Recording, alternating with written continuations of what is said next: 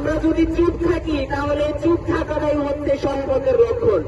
আপনি যদি হত্যাকাণ্ডের বিচারের দাবি নিয়ে কথা না বলেন, বিচার যদি না চান, তাহলে আপনিও এই হত্যাকাণ্ডের হত্যাকারীদের সামিল। আমরা এই যে বারবার হত্যাকাণ্ড কেন হচ্ছে, আমাদের দেশের আইনের কি এতই দুর্বল অবস্থা হয়ে গেছে যে আমাদেরকে বারবার রিডিং রুম ছেড়ে এখানে আসতে হবে, মায়ের আর্তনাদ বাবার চিৎকার আমাদেরকে দেখতে হবে, এমন একটা দেশে আমরা অবস্থান করছি। আমরা এরকম দৃশ্য আমরা দেখতে চাই না।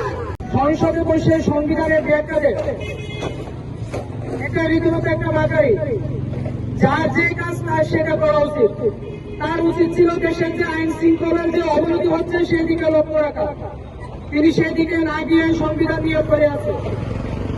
আমরা স্বরাষ্ট্রমন্ত্রীকে বলতে চাই, নতুন সরকার গঠন করেছেন সেজন্য আমরা সময় দিয়েছি, আমরা রাস্তায় নামি নাই, কিন্তু আমাদেরও একটা ধৈর্য আছে।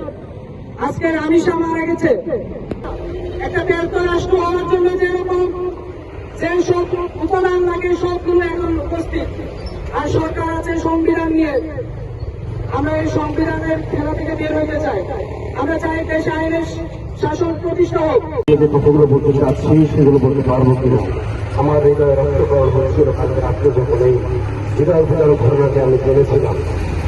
সত্যিকার অর্থে আমরা এমন নির্লজ্জ জাতি হয়ে গিয়েছি যে এই জাতি আমরা কোথায় গিয়ে পৌঁছাচ্ছি সেটা আমরা বুঝতে পারছি না।